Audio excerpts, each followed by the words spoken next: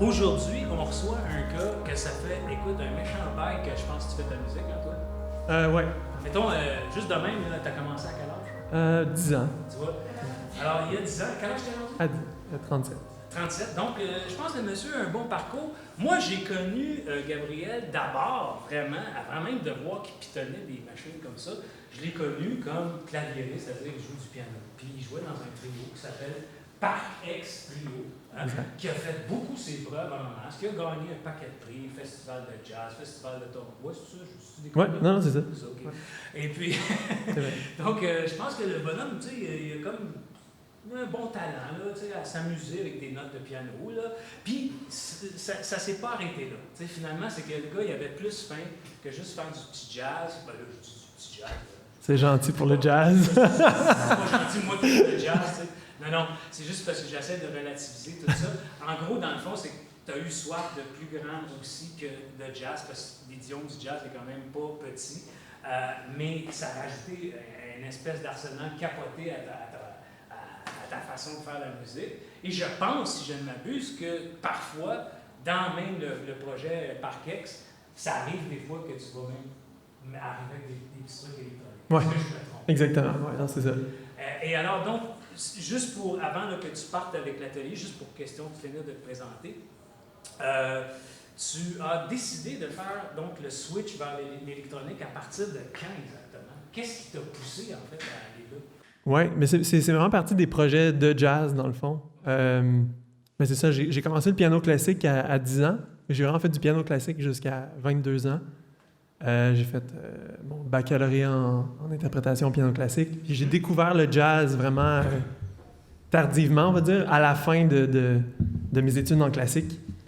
Et après ça, j'ai étudié en jazz, puis on a parti le groupe de Parc X Trio avec Alex Lefebvre. Mm-hmm. Et après, au début, on était vraiment puristes.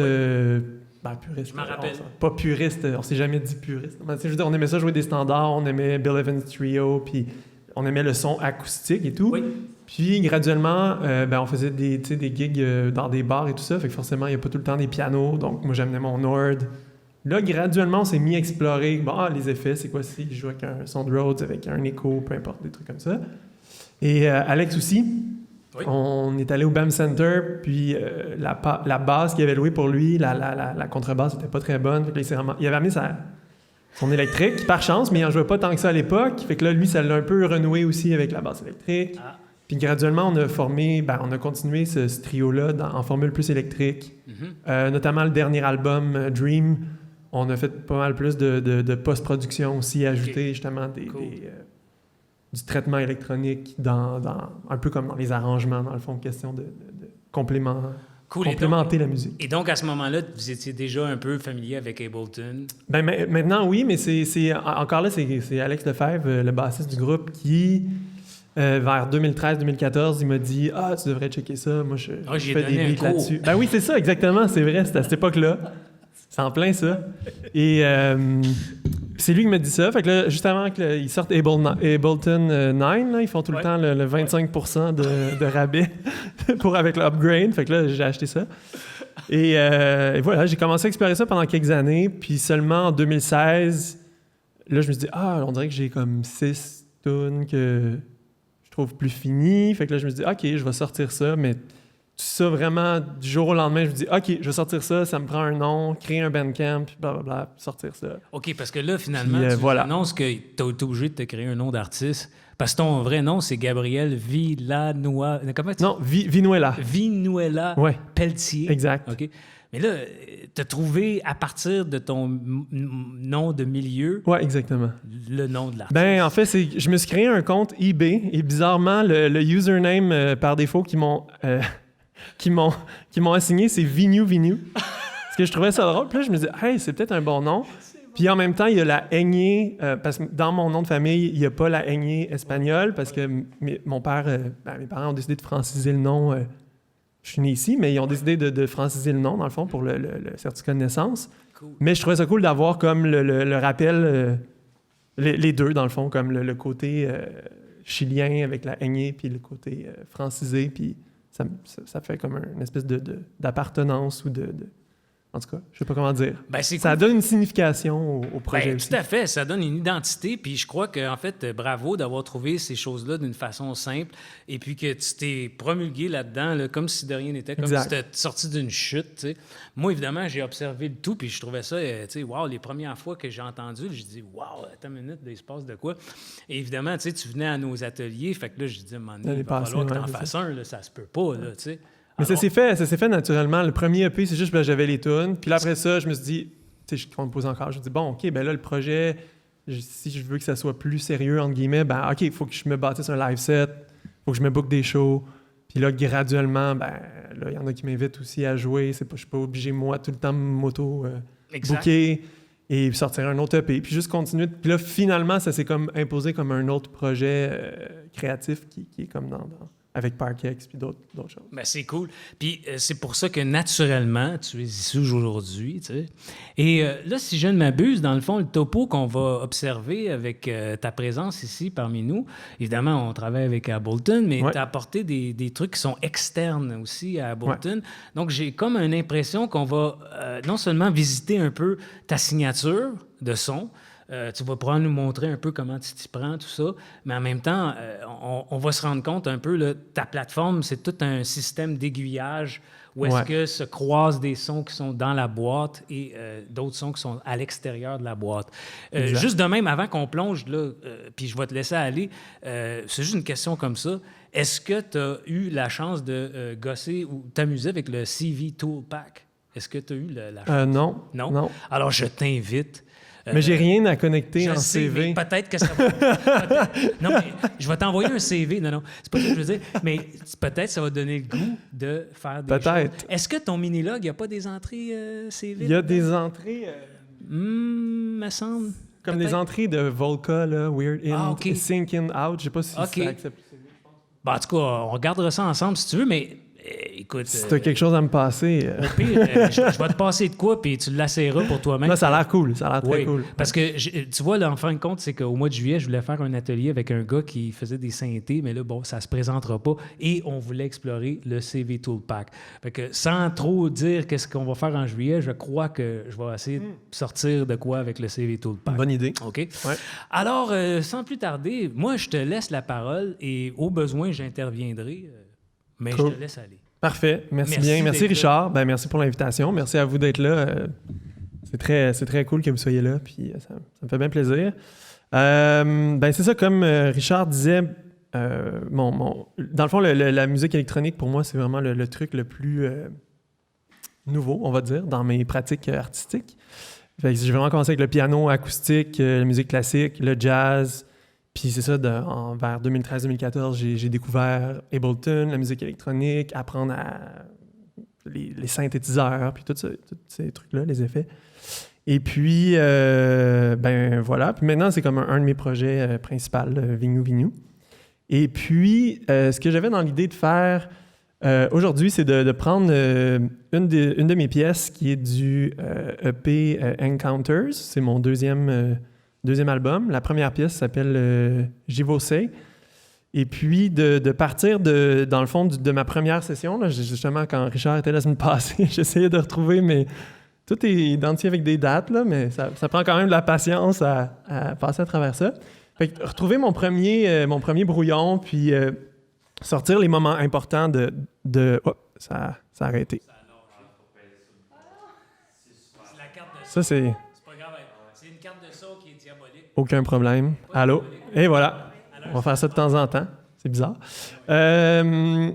Voilà. Qu'est-ce que je disais? Oui, c'est ça. Fait que, puis prendre les moments clés de la construction de cette pièce-là, puis différentes techniques que j'ai utilisées, dans le fond, dans la production, pour vous montrer on va dire, au mix final.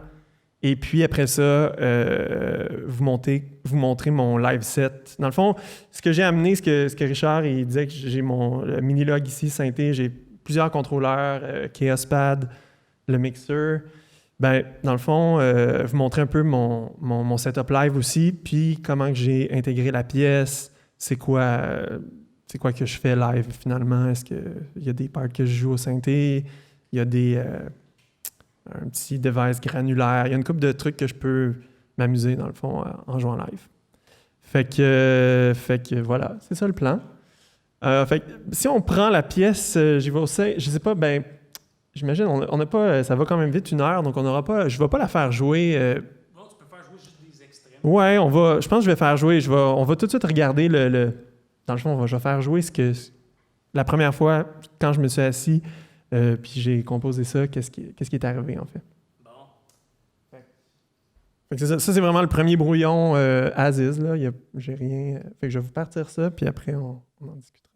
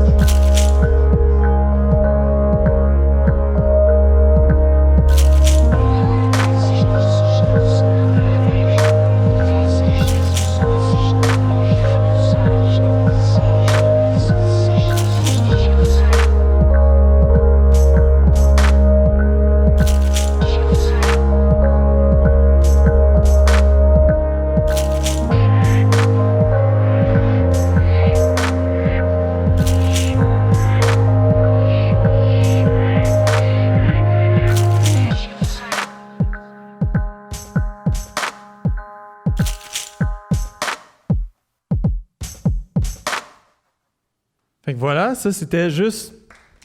non, applaudissez pas tout de suite. Désolé pour vos douces oreilles. C'est vraiment ça. Fait que dans le fond, mon idée, c'est...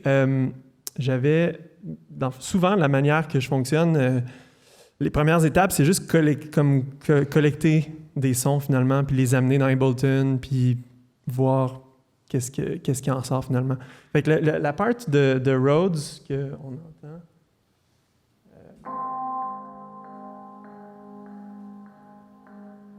évidemment aussi, bon, quand je l'ai enregistré, il n'y avait pas...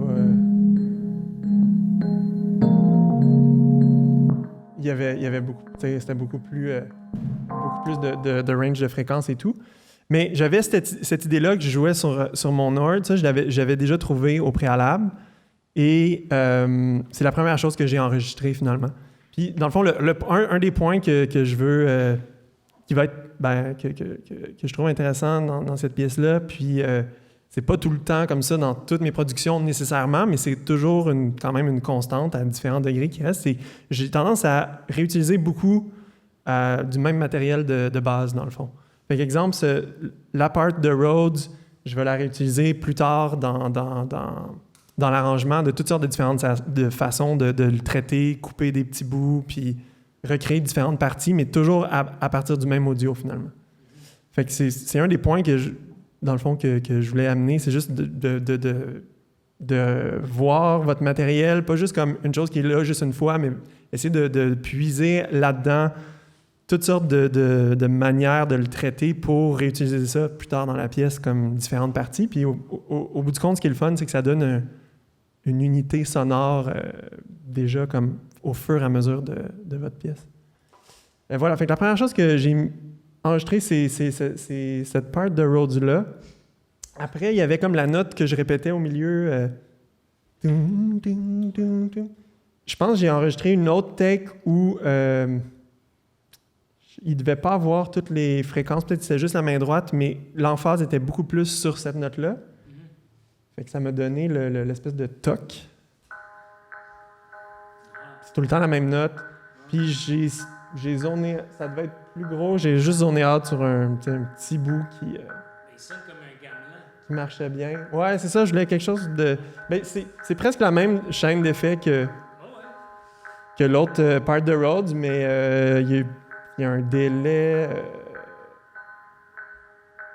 Notamment le délai, il est là juste pour faire stéréo dans le fond, fait qu'il est à 100%, puis il y a un léger décalage entre le right et left channel. T'as-tu déjà remarqué une affaire, je sais pas si t'as été tenté, parce que tu vois, t'as le Python upgrade, parce que là, tu pourrais aller au nouveau délai, tu sais. Ouais, je sais, mais là, je voulais pas me mettre à tout upgrader les trucs dans les vieilles sessions. C'est ça, mais c'est pour ça que je te dirais même, ne le pèse pas. Non, c'est ça. Ça change le son complètement. Ouais, c'est ça que je me disais. Ouais, c'est ça. Il y a quand même tout le temps des différences. Ouais. C'est pas pour rien qu'il est là, le Python, finalement. T'sais. Ouais, non, c'est ça. T'es mieux de pas... Si t'écris ta tune avec le nouveau délai, tant mieux. C'est ça. Ouais. Puis, tu sais, j'ai juste boosté comme encore plus cette note-là dans les cues. C'est ça que je voulais aller chercher, dans le fond. Nice. Mais c'est la même partie. Ensuite de ça, l'autre chose que j'ai traqué, c'est l'espèce de synthé ici. C'est sur le Mofo 4X. Puis après ça, je voulais plus de basse, donc j'ai boosté ça. J'ai un autre EQ qui sert à rien, il est flat.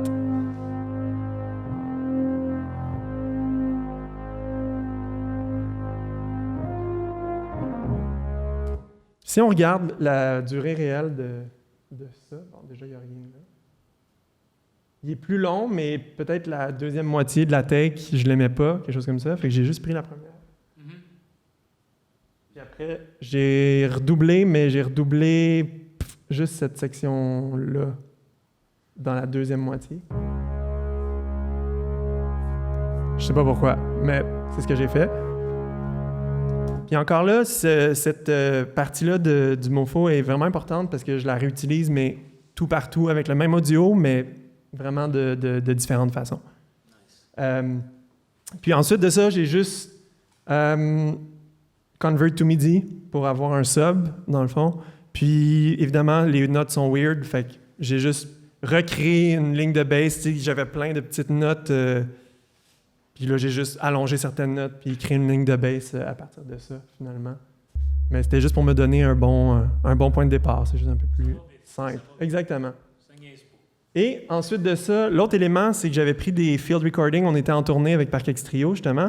Fait que ça, c'est quelque chose que j'utilise beaucoup dans la musique. J'aime ça juste avec si j'ai mon recorder, mon Zoom, etc., tant mieux.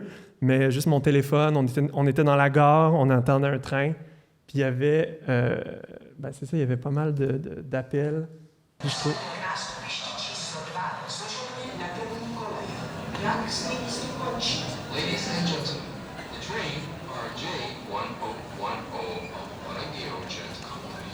Fait que voilà. Puis là, comme vous remarquez, pas mal toutes les parties, sauf le synth, j'ai coupé beaucoup les basses, les highs et tout. Je cherchais quand même une espèce de son comme lointain et... si on écoute ce que j'ai coupé de ça. Mieux DSR, juste pour enlever du noise, puis Autopan aussi pour donner un peu juste du mouvement à la voix. J'abuse de l'Autopan pas mal souvent.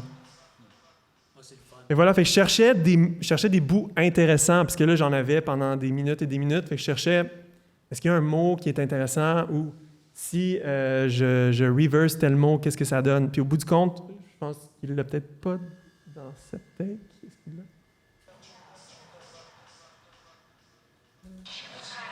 Ouais. Celle-là, tu l'avais reversé? Ouais, exact.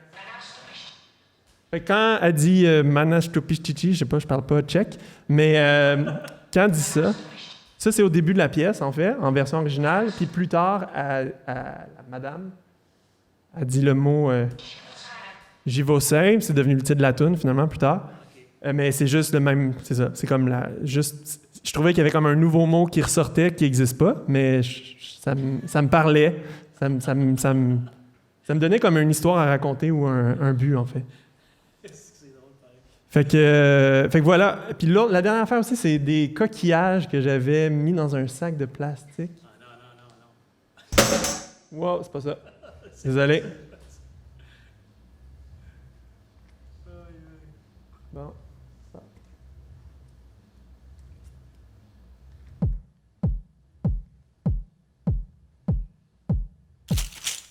Fait que l'espèce de shaker, c'est ça. C'est juste des coquillages dans un sac en plastique. Fait que j'essaie de faire un mélange de trucs in the box, d'enregistrer des synthés, des field recordings. J'aime vraiment le mélange de sons organiques et de trucs synthétiques aussi, dans le fond. Puis c'est un peu comme ça souvent que je construis mes pièces, finalement. Fait qu'on va passer à la deuxième étape. Fait que, je vais vous montrer ça. Espérons que ce ne sera pas trop long à ouvrir. Il y a des subs qui viennent d'ailleurs, en tout cas. Ouais.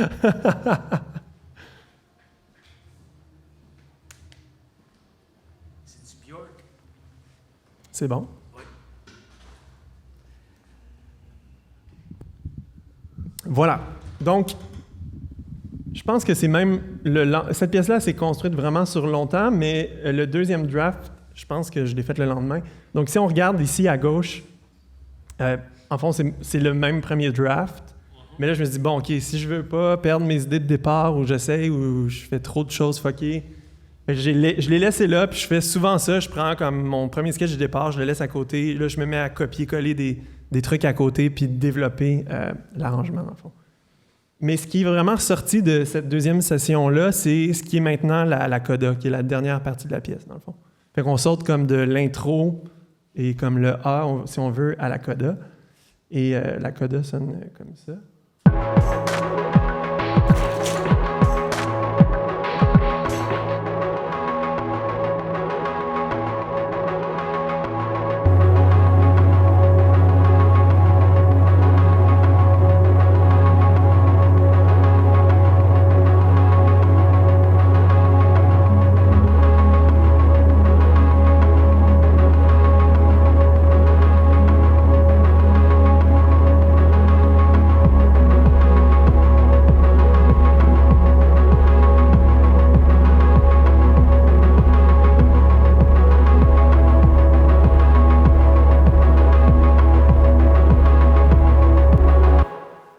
Ça vous donne une idée de ce que ça sonne. Dans le fond, c'est parti d'où? C'est parti de mon même audio que j'ai tapé la veille. Là, vraiment la même track 3.3 audio de Mofo. Fait que, ce que j'ai fait, c'est que... Ouais, je me suis mis à explorer... je pense que je venais de télécharger le Effect Rack de Soundtoys. Fait que je faisais juste aller avec des presets puis juste voir qu'est-ce qui est ressorti. Là, le preset est plus indiqué. Je me rappelle pas c'est lequel, mais après ça, je l'ai tweaké. Mais en gros, c'est juste un Echo Boy dans un Devil Duck, finalement. Fait que, si on écoute avec ça activé...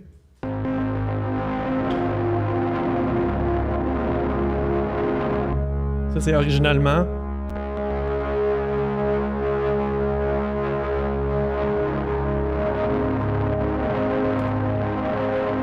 Et ça lui donne juste une grosse comme disto, puis avec un écho qui vient faire de quoi de cyclique. Fait que j'ai juste resamplé une courte portion dans un autre channel parce que je me suis dit, ça va être cool, ça va faire comme une réponse au truc plus dry, dans le fond. Puis même ça encore, j'ai vraiment EQé intense, puis j'ai mis un autopan pour qu'il y ait du mouvement.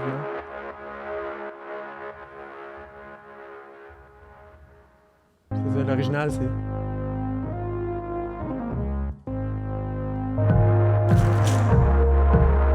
Fait que ça avait un truc par-dessus qui bouge un peu, puis qui est un peu plus high. Là, vous voyez, sur la même ligne, dans le fond, j'ai ce même audio-là, ce même audio resamplé finalement, mais où j'ai la même ligne qu'on vient d'entendre. Sauf que j'ai vraiment juste ciblé deux temps et demi. Je sais pas pourquoi. Fait que ça fait un truc pas even, mais sûrement je jouais juste avec les brackets pour essayer de trouver quelque chose de cool. Puis après ça, j'ai changé le pitch aussi parce qu'il y a sa module dans la section à la fin. Fait que je cherchais juste de quoi de nouveau, mais à faire avec ce même petit bout-là.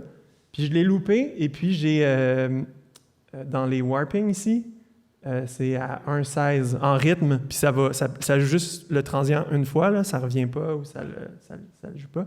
Puis j'ai vraiment baissé aussi le decay, si on veut, fait que c'est très court. Fait que finalement, ça me donne carrément une nouvelle partie.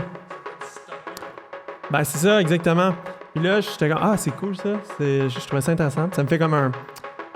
Même s'il n'y a pas c'est assez ambiant cette section-là, il n'y a pas de drum, mais ça me donne de quoi qui me donne les doubles croches, puis juste qui me. Non, ben, il y a comme un kick qui rentre à un moment donné, mais dans l'original, c'est ça. Fait que c'est quand même, ça donne comme une espèce de drive à la partie. Puis encore là, c'est le même EQ, là, vraiment juste pour comme. Juste avoir de quoi de un peu noisy, puis très clair. Après ça, j'ai repris ce même. Fait que c'est comme. J'ai descendu un peu comme ça, j'ai pris ça, après ça, j'ai repris le même audio. Mais dans un gros reverb cette fois-là.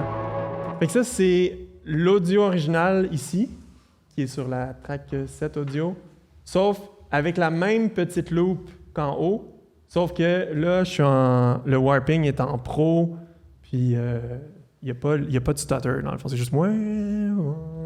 Fait que là, lui, ça lui donne plus comme une continuité finalement.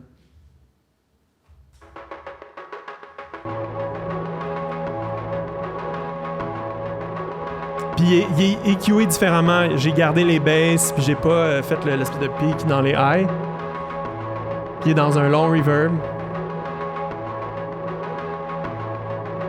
Fait que là, je trouvais ça intéressant. Je commençais à me sentir, OK, ça, si je pourrais écouter ça longtemps, c'est comme de quoi d'ambiant qui a un flow, mais en même temps de rythmique qui avance. Le style de Jean-Claude Guérin, là. Hein? Jean-Claude Guérin, il ouais. ça. Ah ouais? Il y avait une émission, ça s'appelait 4x4 chemins. Là. OK. Oui, par 4 chemins, ben oui. Il mettait tout le temps de la musique électronique. Puis ah ouais? Ce qui le faisait triper, c'est des affaires de même. OK. Des loops, ouais, c'est ça, exact. Des fois, il le mettait, puis je pense qu'il oubliait de l'enlever. Ben, c'est un peu ça la vibe, d'avoir différentes loops, puis aussi qui sont pas toutes syncées sur le même grid, si on veut. Puis après ça, vous voyez, j'avais ce reverb-là, qui est assez long. Fait que je faisais des tests à savoir si je le mets à 100%, puis je le freeze.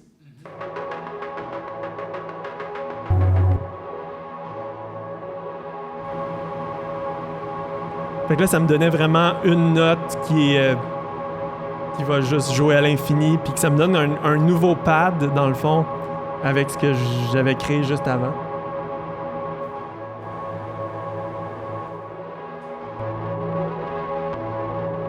Fait que j'ai resamplé ça dans un autre channel. Mais là, rendu là, vu il n'y a plus vraiment de time, où il n'y a pas de kick et tout, j'ai recordé un certain nombre de temps, puis c'est tout. Fait que c'était pas comme je me suis pas dit je vais enregistrer 8 mesures ou j'étais juste free for all, j'enregistre la durée que je veux. Fait que ça m'a donné une bizarre de. Si on regarde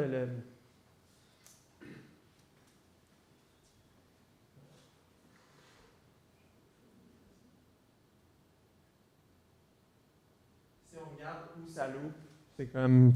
Je sais pas trop. Ouais, c'est comme weird. 4 mesures, 15 mesures et. C'est comme pas normal. Et il manque 15 mesures et demie ou 14 mesures 3 quarts, quelque chose comme ça. Parce que je commence même pas sur le 1. Ce jour-là, Pythagore n'était pas disponible. Exact. Sauf que là, je commençais à trouver que rester sur la même note, c'était un peu plate. Fait que je me suis dit, j'aimais vraiment ce pad-là, en fait. Et je me suis dit, OK, je vais essayer de créer une mélodie à l'intérieur seulement en jouant avec le transpose, finalement. Fait que j'y allais vraiment à l'oreille. Je me suis dit, OK, qu'est-ce qui va bien sonner bien avec les deux autres parties en même temps aussi.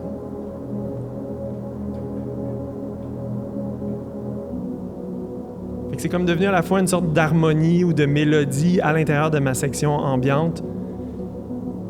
Puis aussi, vu que c'est comme 14 mesures, 3 quarts, ben les notes, ils tombent par rapport à ce qui est le grid, ça tombe pas toujours, dans le fond, au même endroit si on entend comme une mesure à 4/4 dans notre tête ou quelque chose comme ça.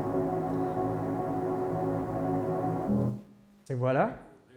Et quelque chose aussi que j'ai fait avec ça, c'est que je trouvais comme...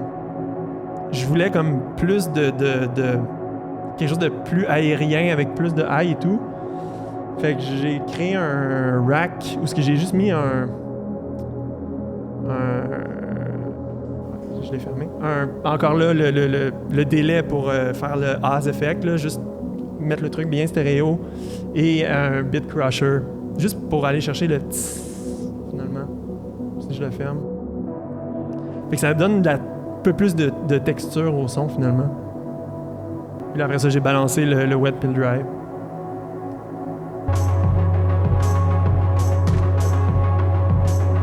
Après ça, je me suis dit, bon, ça manque de bottom, fait qu'il faudrait que j'aille un sub en dessous de ça, que ça va avoir un bon bottom. Ben là, finalement, j'ai pris, vous voyez comme le reverb resample, ben le MIDI s'appelle reverb resample, c'est que je l'ai envoyé dans la track audio du sub, il l'a converti en MIDI. Puis là encore là, j'avais des notes, je l'ai même refait l'autre fois juste pour voir qu'est-ce que ça donnait, ça donne vraiment du MIDI, c'est un peu n'importe quoi. Mais puis c'est un octave plus haut, fait que là, j'ai tout amené un octave plus grave. Puis je me suis mis à stretcher les notes les plus importantes, puis voir qu'est-ce qui sonnait bien. Encore là, parce que je viens d'une loop qui est 14 mesures 3/4, ben là, ma bass, forcément, est bizarre aussi, si on veut, par rapport au grid. Puis même là, je l'ai changé. Là, c'est 14 mesures et un beat. Puis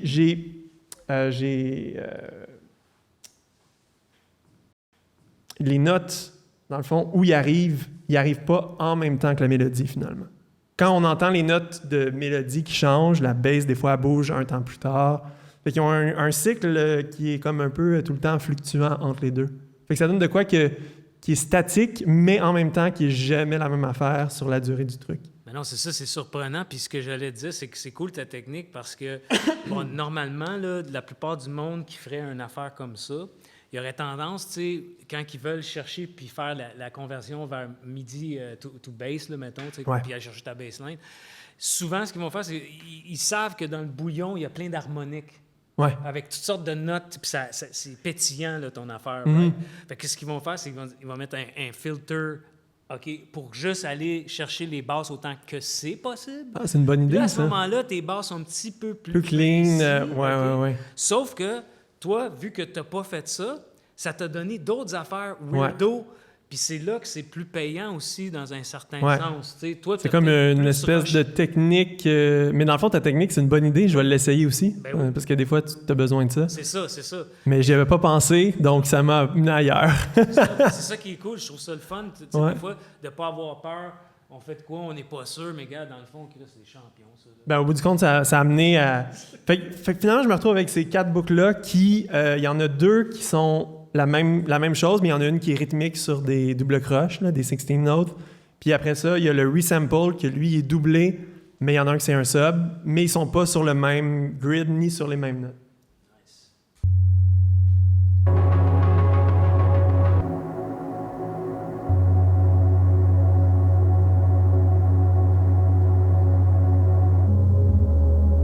Vous voyez comme les deux, il y a comme...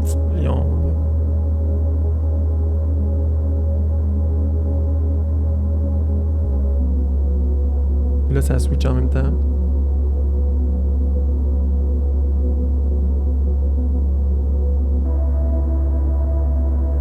Là, la baisse, ça reste.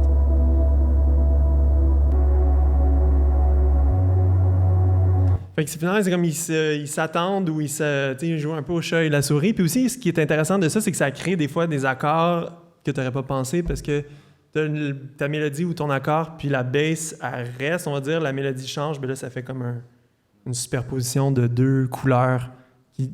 Après ça, j'ai gossé longtemps juste à essayer de trouver les bonnes choses qui avaient un bon flow puis que j'aimais finalement. Fait que ça, c'était la deuxième session. Ensuite, si on va à la troisième session,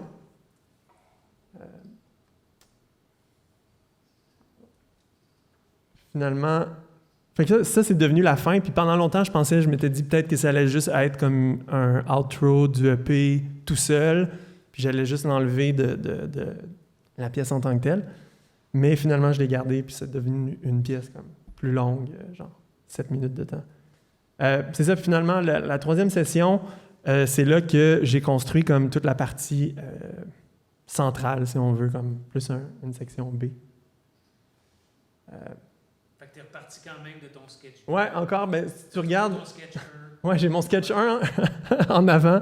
J'ai ma coda extra avec je sais pas, les trucs originaux que je voulais pas perdre, puis le bon timing que j'avais. Je les ai laissés, puis là, j'ai reconstruit à l'intérieur le truc au complet. En tout cas, c'est correct. Voilà, c'est ma manière. C'est pas tout le temps ça, mais là, c'était ça. Donc voilà, fait que si on repart de l'intro de tantôt.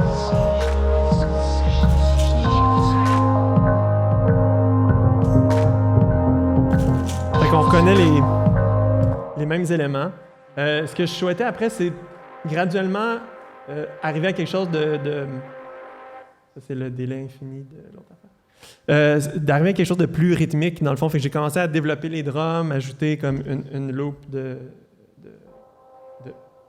percussion ici.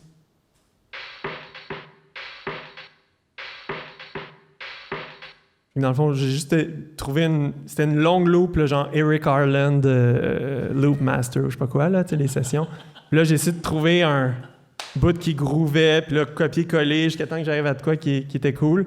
Puis après ça, avec tu sais, vraiment en couper des fréquences, puis je voulais que ça sonne, je voulais pas que ça sonne comme Eric Harland, Loop Master, là, je voulais que ça sonne plus lo-fi, plus comme si j'avais enregistré ça justement avec mon téléphone, comme les autres sons.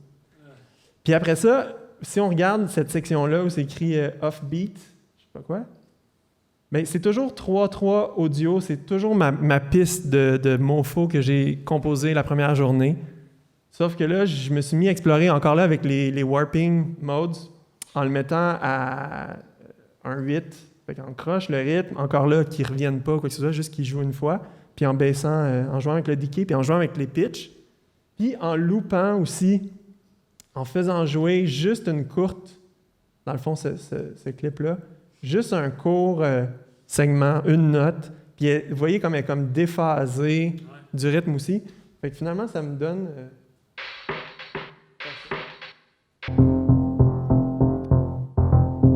Fait que bizarrement, au lieu que ce soit juste le son en croche, la façon qui est déphasée, ça lui donne comme... Tadam! Puis en plus, il joue sur le upbeat par rapport à la pulse. Donc, je trouvais ça le fun. Puis encore là, ça vient du même audio. Fait que là, j'étais comme, OK, cool. Ça m'a amené à développer cette nouvelle section-là, finalement. Il y a bien du monde, dans le fond, qui aurait plutôt tout de suite trouvé comme un son de bass, puis là, mettre un arpégiateur. C'est ça. J'aurais pu, cette fois-là, en tout cas, cette pièce-là est vraiment basée sur les mêmes 2 bouts d'audio que j'ai enregistrés au début. C'est ça, ce qui est cool, c'est qu'en faisant ça, comme tu as dit dès le départ, tu dis que tu donnes une meilleure homogénéisation de tes grains sonores. Ouais.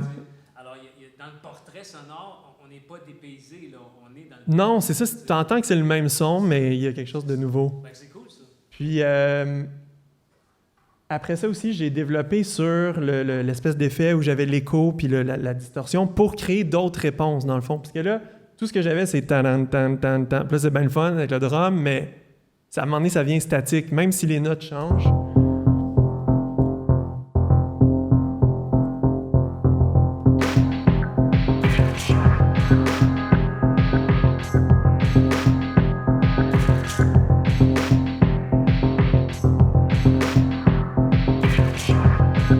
Même là, c'est encore pas mal statique. Ça va se corriger plus tard. Ah!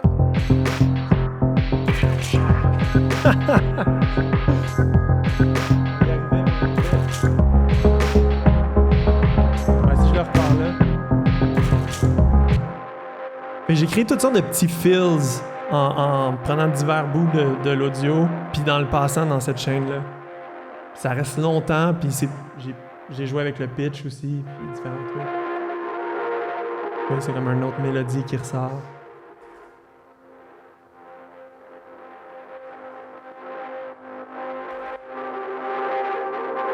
Ouais, encore plus aigu. Mais c'est le même bout d'audio, c'est juste que je l'ai pitch shifté. Oui, il est pitch shifté ici. Voilà. Voilà. Ça, c'est éternel, ce delay-là. Fait que c'est ça que j'ai fait pour comme avoir du mouvement aussi, puis pas juste qu'il y ait le truc qui drive avec le drum, mais je voulais comme qu'il se passe de quoi dans un spectre stéréo aussi. Puis après ça, pour comment dire, donner un peu de gras, parce que le truc rythmique aussi, c'est, vu que c'est court, mais il n'y a rien qui soutient en dessous. Fait que je suis allé chercher, vu que j'avais déjà créé ma coda, je suis allé chercher le pad que j'avais resamplé du reverb. Je l'ai juste pitch-shifté plus grave dans la tonalité du B. Puis aussi l'autre truc, si on les écoute individuellement, on entend que c'est plus grave, mais c'est la même loop de la coda finalement. Ça, c'est le reverb. Sauf que cette fois-là, je voulais pas qu'il sonne high, je voulais qu'il vienne remplir les graves. Fait que j'ai enlevé le device. Ouais. Oups, t'es en train de bouger et de swapper tes tracks. C'est ça. Ah non, il est là pourtant. Ben non, il est là. Si je le fais jouer.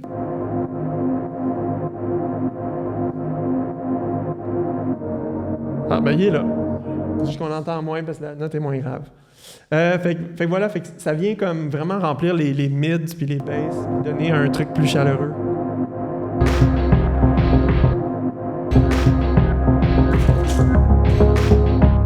Si je les enlève, là, moi j'ai l'impression que ça sonne comme tout nu un peu, tu sais. Il n'y a pas de développement à la section, finalement. Puis, surtout que ça rentre graduellement, ça amène comme vraiment un build-up à la section. C'est bizarre, parce qu'on peut pas s'en rendre compte, parce que c'est des samples qui sont buzzés, là, tu sais. Ouais. Mais en fin de compte, c'est orchestral, ça. Ouais, exactement. Tu vois que t'as une note qui fait un accord avec l'autre en haut. Exactement. Plus t'es spécialisé. C'est vraiment comme ça que je pensais. C'est vraiment plus d'entendre comme tout le truc, ouais, plus de façon orchestrale, de voir qu'est-ce qui peut remplir quoi. Puis souvent aussi, je pense que, peut-être que vous le faites aussi, mais quand on a une section, puis c'est bien d'écouter de cette façon-là, ou de dire, OK, qu'est-ce qui manque? Des fois, on veut juste comme un breakdown, juste que ça soit high, puis c'est quoi. Mais des fois, c'est cool de trouver qu'est-ce qui manque, qu'est-ce qu'il y a de trop aussi. Fait que ça peut être une manière de venir donner du coffre ou ça va juste faire passer différentes émotions aussi, là. Parce que ça serait bien correct si c'est thin, mais il n'y aura peut-être pas ce sera peut-être pas autant un mouvement, ça va juste être quelque chose de discret, mais ça dépend après ça ce qu'on veut faire passer aussi.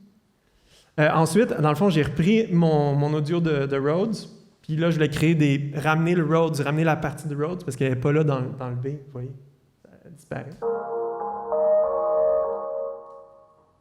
Fait qu'encore là, j'ai juste découpé, pitch-shifté, puis joué avec les différents warping modes. Là. Celui-là, il est en texture, puis juste trouvé des trucs un peu plus granulaires.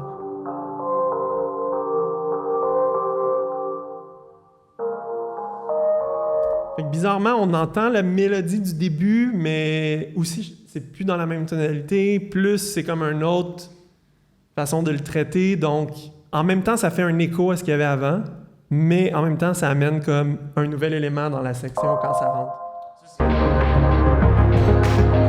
que là, on l'entend. Encore une fois, ça rejoint le côté orchestral des choses. Exact. Parce que regarde, mettons, tu prendras un exemple, là, évidemment, je m'en vais plutôt parler d'un compositeur classique, mais prenez la 5e symphonie de Tchaïkovski, il répète tout le temps le même thème dans chacun des mouvements, mais à cause qu'il est arrangé différemment dans la progression de la tune, toi, tu n'as aucune idée que c'est la même affaire. Non, c'est ça, c'est juste différentes façons.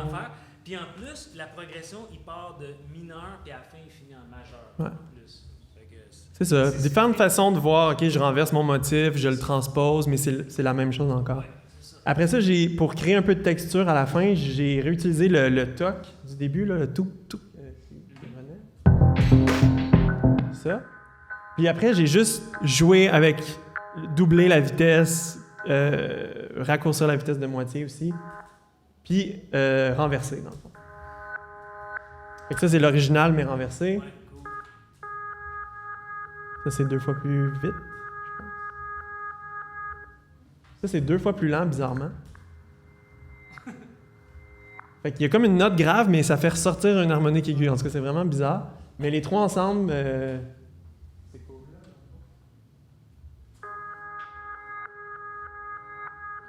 Puis il y a un côté rythmique aussi en arrière. Parce que celui qui est 2 fois plus vite, ça donne une pause, puis l'autre, il... Les Beatles, là, à partir de Sgt. Pepper, ils faisaient beaucoup de choses. Ouais, exactement. Même à Revolver. Clairement, on n'a rien...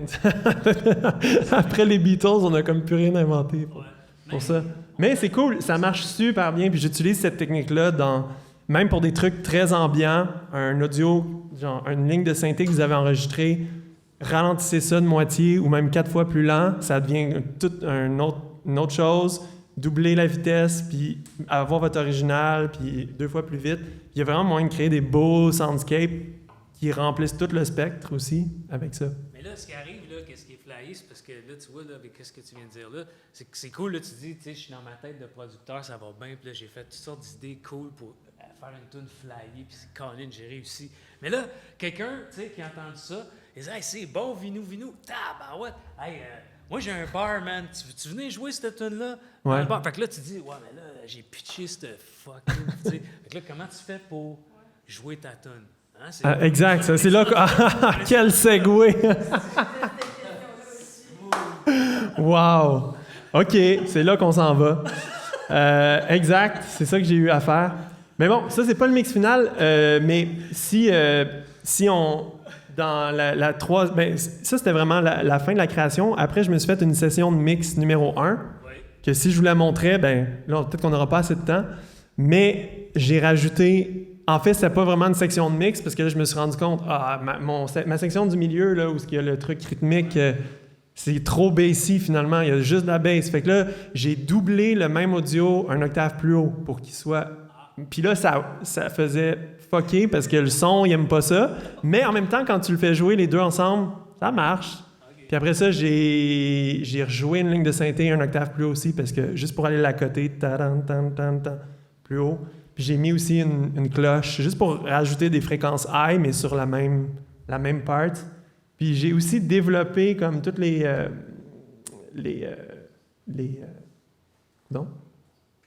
différentes... Mais en fond, je peux sortir. Oh, tu peux nous faire écouter ce bout-là avant de passer à l'autre. Je ne voulais pas précipiter. Non, j'ai compris. On sent que c'est rendu là. Hein, ça s'en vient. Hein,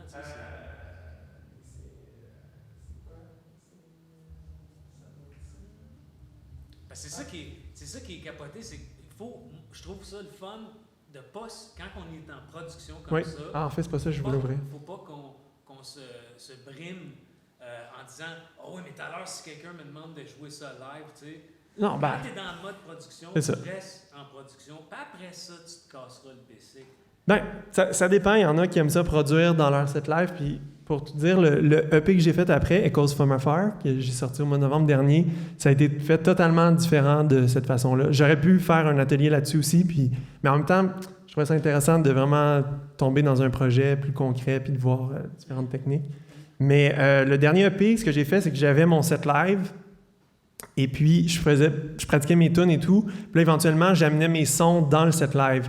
Fait que je travaillais sur la session view puis bâtir différentes sections, des variations de drum et tout.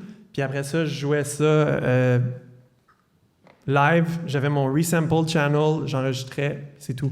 Après, je pouvais rien faire que masterer la track si je l'aimais. Fait qu'au bout de plusieurs mois de ça, j'ai pris comme je me rappelle plus il y a combien de pièces? 6 pièces? 8 pièces, 7 pièces. En tout cas, j'ai pris mes préférés, puis je les ai remasterisés moi-même, puis c'est ça qui est sorti. Fait que ça donne l'album est plus dark, puis plus... Ableton pense beaucoup.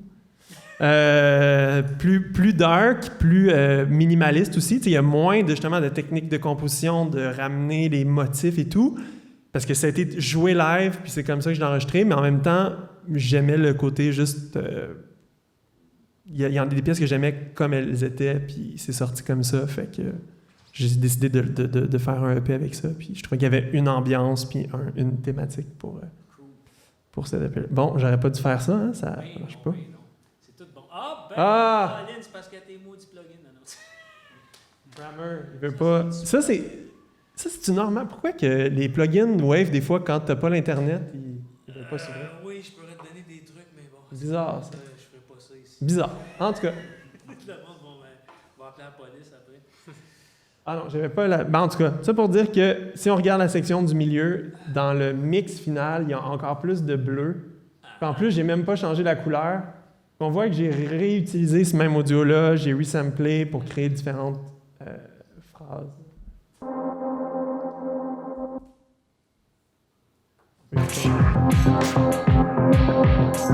Comme ça, c'était pas là tantôt. Ça, c'est les high, les trucs high que j'ai ajoutés sur les gens de... Tu sais, c'est vraiment... Écouter tout seul, c'est laid, mais...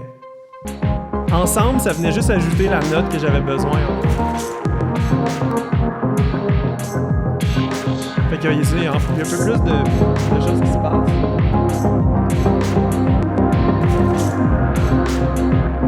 J'ai ajouté le sub aussi.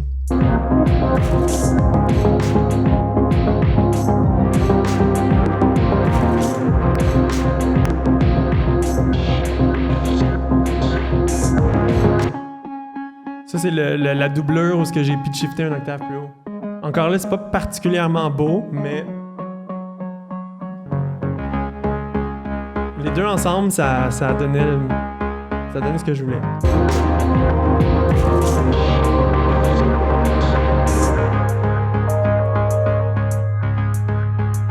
Puis j'ai pas mal aussi retravaillé les drums, joué avec le timing, ajouter des petites percussions qui sont mélodiques aussi pour avoir plus de variations puis pas juste que ce soit la même loop tout le temps. Fait que voilà. Fait que ça, c'est ma session de mix finale. Dans le fond, j'ai fait un project file avec tout, puis collect all and save. Fait que tout devrait être là, j'espère. Puis en plus, il y a les stems. Fait que là-dedans, c'est principalement de l'audio, mais les drums puis le sub, ils sont pas en audio. Je l'avais pas fait, je sais pas pourquoi. Mais il y a quelque chose en dessous qui s'appelle stems. C'est genre les 6 stems avec toute la tune en audio. Puis en dessous de ça, j'ai un rack que je peux vous montrer dans mon live set. Mais il vient de mon live set, c'est avec plein de sons qui viennent de mes albums puis que j'utilise live dans le fond. Après ça, vous pouvez prendre ça, faire un remix, incorporer ça dans vos trucs ou juste voir. Vous pouvez utiliser les stems pour faire ça, ou si vous voulez voir le mixing plus en détail ou juste réécouter les parties individuelles, ben, l'essentiel va être là aussi, si ça vous tente de tomber là-dedans. OK, je vais ouvrir mon Fait qu'après ça, j'ai bouncé, c'est ça, des stems de ça, j'ai découpé par section, puis on va checker ça.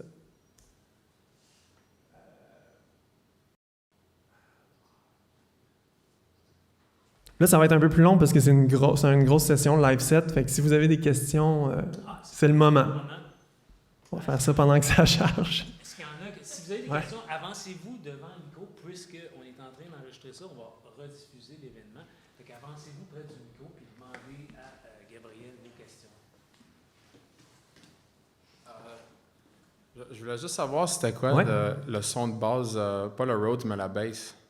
Ah, c'est une patch que j'ai faite sur le Mofo, Dave Smith Instrument, Mofo 4X. OK.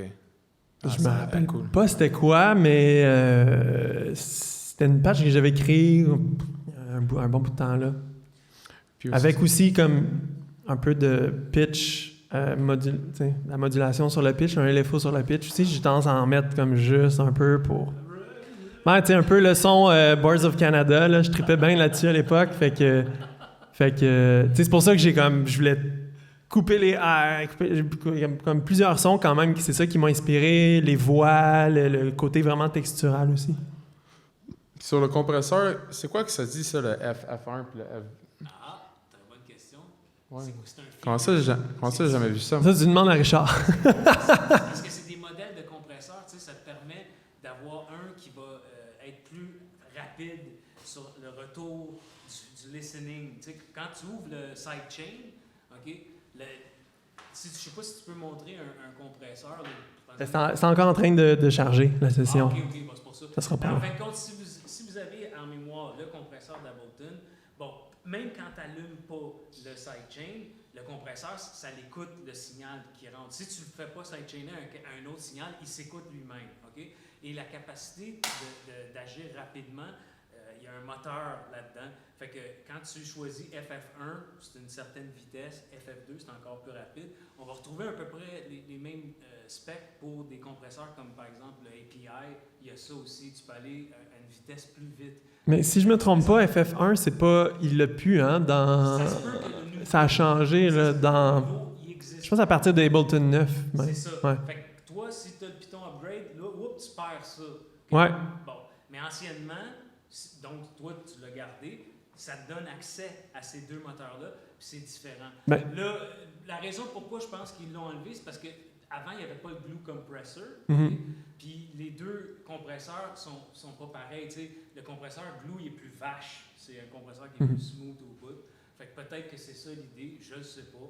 Mais il y a une façon de faire agir avec le nid du compresseur Ableton, puis d'obtenir à peu près la même affaire. Ouais. Quand tu commences à jouer avec le look ahead, okay? Si tu lui donnes le look ahead le plus gros là, possible, puis tu commences à jouer avec le nid, là tu vas obtenir à peu près les mêmes specs que le F1 ou F2 de l'ancien compresseur Mais il est d'Ableton. dans Ableton. Ok, fait que t'as juste jamais upgrade. Non, mais je suis dans Ableton 10.1, là. Lui, il avait fait sa session comme il a dit. Ouais, dans 9, Avec celle-là. Ableton Ouais. 9, puis à ce moment-là, il y avait l'ancien compresseur. Puis aussi, pour le sidechain, j'utilise tout le temps encore le compresseur de Live 8. Je sais pas si vous savez ça, mais C'est drôle ça. ça fait du... Il y a toc Ouais, je sais. dans le compresseur de...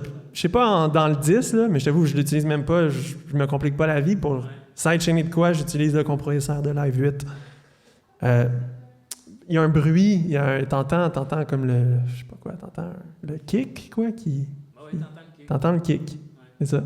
Mais tu peux le filtrer. Alors qu'il l'a pas, ouais, tu pourrais le filtrer, mais alors que tu l'as pas avec l'Ableton Live Ben, 8. dans Live 8, le sidechain, comment je dirais, le module sidechain, il est beaucoup plus limité. Là, tu sais. Ouais. La façon qui a été scriptée, là, je parle, là, Ça se peut. ça veut dire qu'il tranche assez drastique, tu peux pas être subtil. Puis tout le côté EQ, là, Ouais. ben, il est bâtard là, comparé à. Non, mais c'est vrai. Là. Écoute. Tu sais, si t'as beau gosser avec l'EQ, on dirait que ça fout rien. Là, tu sais. Ouais. Bon, tandis que dans le nouveau, là, tu l'entends. Faut que tu utilises celui qui est approprié pour ce que tu as besoin de C'est faire. ça, c'est ça. Ou celui que tu es habitué. C'est ça. Cool. Fait que ça, c'est mon set live et j'ai beaucoup trop de choses dedans. Je devrais peut-être. C'est que j'ai mes 3 albums, plus le nouveau projet qui s'appelle Exilio Transitorio. Fait que j'ai tendance à. Faudrait peut-être que je mette moins de choses, puis, mais bon, c'est pas grave. Ça me donne la flexibilité de jouer des tunes Ouais. que je veux, quand je veux. Fait que ça, c'est la pièce. Attends, tout de suite. Fait qu'on la voit là, Jivosei, dans le fond. Je l'ai vraiment pas coupé de façon très compliquée. Là. J'ai coupé le A, le B, l'intro, le outro. L'intro est en loop. La grosse coda. Mais vu que la tune est tellement longue, c'est rare que live, je vais la faire durer 15 minutes au lieu de 7 minutes. Déjà passée à travers, elle est longue. Mais ce qui est arrivé, c'est que en la jouant live, je me suis rendu compte que je pouvais ajouter des parties finalement qui n'étaient pas là encore, puis que je joue live. Donc, juste pour vous donner une idée.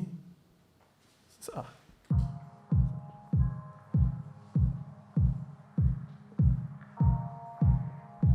Fait que ça, c'est l'intro en fade-in, finalement, comme sur le EP.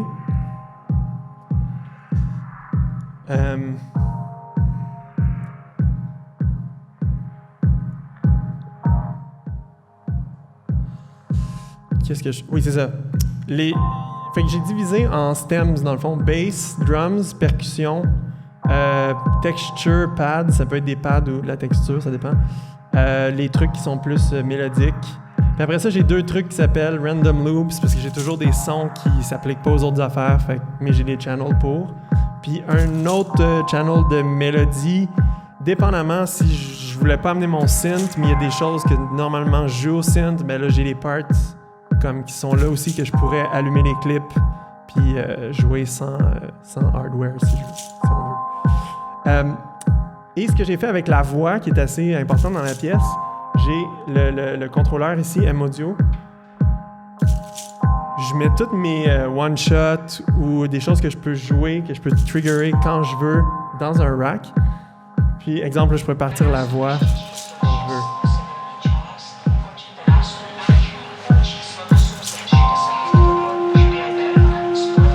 Puis ça n'existait pas dans l'original, mais une part de scène que, en jouant, je me suis dit que je peux jammer ça avec, puis ça me fait aussi jouer d'un instrument.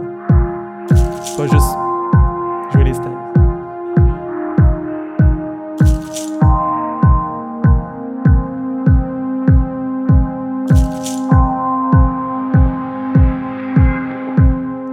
Fait que dans l'intro puis dans le A, c'est ça que je fais. Je joue pas mal le synthé. Dans le B, c'est déjà super chargé, fait que je fais plus des effets. J'ai différents beat repeat, des filtres, d'autres delays, d'autres trucs. Et puis après ça, on s'en va dans la grosse coda plus ambiante. Ben finalement, dans la coda ambiante, je me suis rendu compte qu'il n'y avait pas beaucoup de parties, il n'y avait pas vraiment de mélodie, c'est juste comme des pads, puis ça bouge. Donc je suis arrivé avec une nouvelle part, ou en tout cas, peu importe, j'improvise finalement sur le synthé par-dessus l'autre section. Fait que peut-être je vais la jouer, puis après ça, je peux vous parler de comment que le live set est riggé de façon plus générale.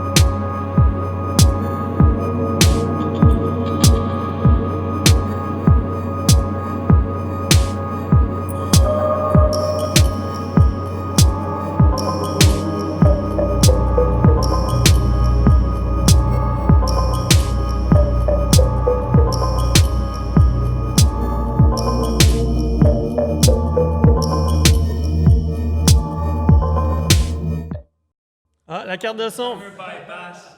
Mais c'est parfait, c'est là que je voulais arrêter. J'étais en train de faire des cool!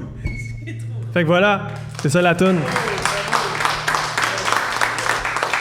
Puis là, ce que je faisais, c'est que j'ai pu resampler comme la fin de l'autre truc pour garder comme une espèce de pad, puis un lien avec l'autre pièce. Puis là, graduellement, je pouvais me diriger à incorporer les sons d'une autre pièce, puis continuer de là. Mais la carte de son m'y a empêché. Et je voulais arrêter de toute façon. Donc, voilà. Peut-être, juste vous expliquer vite comment tout ça est riggé, mais toutes les... c'est ça qu'on entendait. Tout ce qui est, dans le fond, les channels bass, drums, percussion, et voilà. En fond, tout drum et percussion, s'en va dans un boss. En fait, dans plusieurs boss, mais ça s'en va dans le boss drum, puis tout le reste s'en va dans le boss musique, dans le fond. Et ça s'en va dans drum send, music send. Les drums, ils s'en vont out, direct out en 3-4 de ma carte de son, puis la musique s'en va en 1-2. Au début, je faisais pas ça, mais c'est peut-être depuis moins d'1 an. Mais ce que ça me permet, c'est que je peux envoyer la musique séparée des drums, puis après ça, en sélectionnant ici sur ce mixer, je peux sélectionner des channels que j'envoie dans un bus finalement, dans le record out. Je peux renvoyer ça dans le Kiospad, puis lui, le Kiospad, il est en send mode, il retourne dans ce channel-là. Fait que ça me permet d'affecter indépendamment les trucs qui sont rythmiques ou musicales qui sont là-dedans, d'amener ça dans mon mixer, de pouvoir faire des loops comme j'ai fait là je l'avais samplé, appliquer des effets, quoi que ce soit, mais les deux indépendamment. Puis si je veux les deux, j'ai juste à sélectionner tous les channels qui correspondent à ça. Et l'autre chose après ça aussi, je peux arriver à une gig puis juste donner left-right, puis tout passe par là. Le mini-log, lui, est branché dans ma carte de son. Puis il y a son propre channel, son propre boss.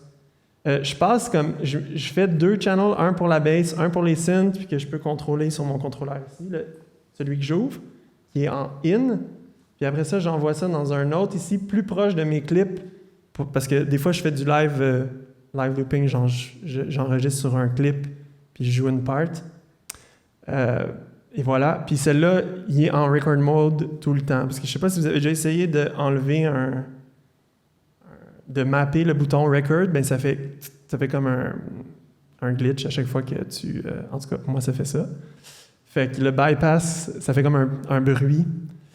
Un petit glitch. Fait que mon bypass, c'est d'avoir ces 2 channels-là que je peux mettre on-off, mais les 2, ils s'en vont dans ce channel-là. C'est là que je peux enregistrer mes clips, finalement. Après ça, c'est ça. Ici, ça, c'est ce que je disais. Fait que dans le fond, de la façon que ça fonctionne, j'ai un contrôleur, c'est seulement pour les volumes, un contrôleur qui gère reverb et delay, différents paramètres, comme je peux les jouer en temps réel, un contrôleur avec les filtres, des beat repeat, reverser, différents trucs comme ça. Et tout ça est drum, musique et all, fait que je peux envoyer tout là-dedans en même temps. Je peux envoyer juste les drums indépendamment, je peux envoyer juste la musique indépendamment aussi. Juste une petite question comme ça. Ton Chain Selector button, là, dans le fond, il est attribué sur un de tes contrôleurs, quoi, le Novation, c'est ça? Non, Et, non, en fond, le Chain Selector, il est attribué... Tu vois, il y a les dummy clips ici. Ouais. Fait que j'ai 3... ça, c'est... La façon que je fonctionne, ça peut être peut-être intéressant ou utile pour vous. J'ai 3 options. Je peux faire... Disons que je passe d'une tune à l'autre, je peux faire Chain Selector seulement. Okay. Fait que mon dummy clip va juste bouger le Chain Selector de la prochaine tune. Ouais, OK, Fait que disons que je suis encore en train de jouer l'autre tune, mais je veux me mettre à jouer les samples de la prochaine tune ici sur mon M-Audio. Ben là, je peux faire Chain Selector. Ah, ça, c'est cool, ça. Si je veux continuer de jouer mes samples puis mes trucs granulaires de la tune que je suis en train de jouer, mais me diriger vers le tempo de la prochaine tune, je peux juste faire tempo. Ça affecte pas mon Chain Selector. Tu restes... Exact. Puis là... Tu t'en vas ailleurs. pareil. J'ai le titre de la tune avec le BPM, mais lui, c'est un master, ça bouge tout. Tout s'en va direct dans la nouvelle tune. Je voulais vraiment savoir parce que dans le fond, tu sais, le problème quand on fait un chain selector comme ça, puis si on met en essai. Ça gosse. Je l'ai fait un bout de temps. Imagine si t'as, tu sais, 24. J'étais tout le temps en train d'ajuster des micros. Ça sert à rien. La seule façon que, dans le fond, tu voudrais faire ça, là, OK, c'est quand tu as un contrôleur MIDI qui a des coches que, tu sais, quand tu fais clunk, clunk, clunk, tu sens comme ça serait le fun. Ouais. Une gradation. Sans que tu bouges. Mais il n'y a pas beaucoup de contrôleurs MIDI qui font ça. Ouais. Je pense que le seul que je me rappelle qui faisait ça, c'était un vieux Behringer, puis je pense qu'il n'est même pas... Peut-être que j'ai discontinué cette affaire-là. Le plus simple que faire les demi-clips, c'est vraiment ce que j'ai trouvé de plus simple pour moi, en tout cas. Puis d'avoir la flexibilité du soit que je peux bouger les trucs qui sont sur des chain selectors, je peux bouger ça. Ouais. Puis sinon, juste changer le tempo si je veux, puis j'ai les deux aussi. C'est fait que je peux faire tac. Ah ouais, puis ça t'en va là. C'est ça tantôt que j'ai fait. J'étais encore dans l'ancienne tune, mais avec cette loop-là, j'ai au début juste changé le chain selector, puis là j'ai amené comme ici, dans le fond, tout au bout, j'ai Yota, je sais pas si vous connaissez ça, c'est un granular looper. C'est very cool. Bon, là moi j'en ai beaucoup. Mais ils sont tout le temps fermés. Je peux même fermer tout, le channel, le rack. Quand il est ouvert, il y en a juste un qui est ouvert à la fois. C'est ça. Fait que, non seulement les channels, ils sont mappés, ils sont mappés ici, mais ça, c'est on-off selon la chaîne, puis aussi le device. Parce que je vais essayer de minimiser mon CPU, fait que tout est mappé pour être sûr que ça soit off. C'est cool, ça. Fait que quand je me promène, si je fais, là, c'est lui. Si je change de tune, c'est autre chose. C'est ça. Cool. Si cette tune-là... C'est comme un genre de... Ouais, là, je fais juste changer. Puis, ce qui est cool de ça, c'est que j'ai trouvé des loops des tunes des tunes. Dans le fond, je suis allé prendre une loop dans la tune, puis j'ai mappé les macros ici, là, qui bougent. Fait que ça, c'est le offset des macros du plugin. Tu te promènes, tu fais un... Puis là, ça me fait que je peux comme jouer des trucs granulaires, mais... qui sont en lien avec des sons de la tune. Puis ça me fait de quoi d'autre, tu sais, à performer, dans le fond. Fait que j'ai des one-shots ici. Je suis revenu à cette tune-là. Dépendamment des tunes, ils ont chacun des trucs. Encore des trucs de voix. Puis aussi, plus haut, je me mets des cloches, des trucs qui des fois que tu sais pas quoi faire ou tu as une transition, ben là, tu pars une coupe de cloches, puis et voilà. Et ça, c'est pratique. Puis quand je me suis acheté le nouveau Launchpad pour avoir les belles couleurs, ben j'ai gardé l'autre. Puis je me suis mis comme des loops ici. Cool. Fait que... Évidemment, tout ça, ça va dépendre du tempo. Ouais, c'est ça. C'est quand tu te promènes dans ton affaire, l'autre place aussi sur ta page. Il y a des trucs plus texturales aussi. OK. Puis toi, tu sais là, où tu les as placés. Fait... Environ. Tu sais, des fois, j'oublie. Mais oui. Okay. Il y a une logique, là. Ça, c'est des trucs plus de nature ici, je pense. C'est bon. Ça, c'est c'est des trucs que j'ai pris aussi dans mes d'appui. Kick.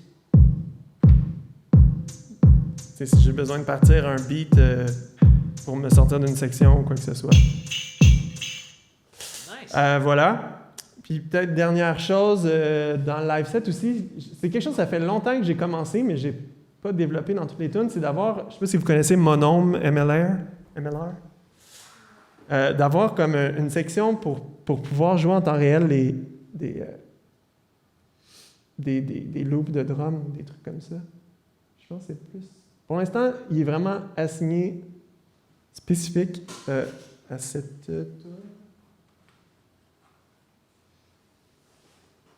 Non.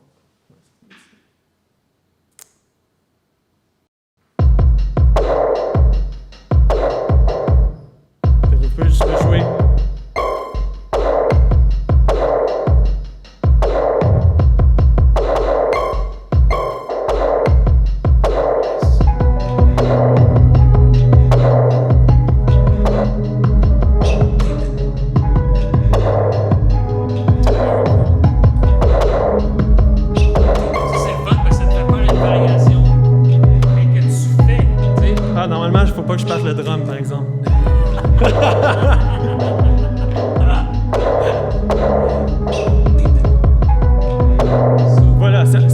j'aimerais ça avoir... j'aimerais ça comme avoir différentes loops qui sont pas nécessairement sur mes tunes originales, mais avoir ça comme device pour juste changer comme totalement l'atmosphère, en avoir une coupe. Mais bon, c'est quand même long à programmer, là. Puis j'ai aussi un reverser là-dessus.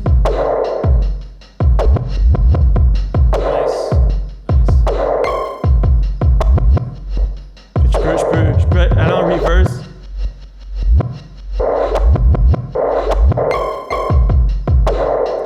Puis pour pouvoir être in time, il faut tu sélectionnes comme à quel trigger tu veux jouer. Puis le premier, je le mets au beat pour... Des fois, Ouais, c'est ça. Puis si faut vraiment que je puisse avoir un beat complet pour... Je peux toujours, si je décale, whatever, à un moment donné, revenir. OK. OK, cool. Hey, c'est Fait vraiment bien, ça. ouais, voilà, en gros, c'est ça. Des différents... des loops, un genre de séquenceur, des one-shots, quelque chose d'externe pour resampler, faire des loops, un synthétiseur pour jouer des parts, puis un truc granulaire pour aussi avoir d'autres parts à jouer, mais qui sonne plus déconstruit. Fait qu'en gros, c'est ça. Cool, ben, hey, bravo, Voilà. Merci beaucoup, Gabriel. Merci. Merci. Bon, on a défoncé un peu d'habitude, on essaie de faire ça autour de 8 heures, mais pratiquement, on y arrive presque jamais. Mais c'est quand même, c'est pas pire, il est 8h22, c'est quand même pas si pire. Est-ce qu'il y en a, juste avant qu'on parte, là, on est quand même là, est-ce qu'il y en a qui auraient des questions de dernière minute? Vas-y donc, mon champion. Quand tu jouais le beat, tu faisais genre un effet reverse, là. Ouais. C'était sur tout le beat, là. Ouais. Ouais. Avec le sequencer? Ouais, c'est que si tu regardes ici, j'ai un channel MIDI où je mets... j'ai un channel MIDI... Pourquoi j'ai un channel MIDI déjà? Oui, c'est ça. Oui, non, je sais. Fait que dans le fond, le channel MIDI, il est là pour contrôler les notes. Je suis sur le user 2 du Launchpad. Fait que c'est là pour comme contrôler les notes.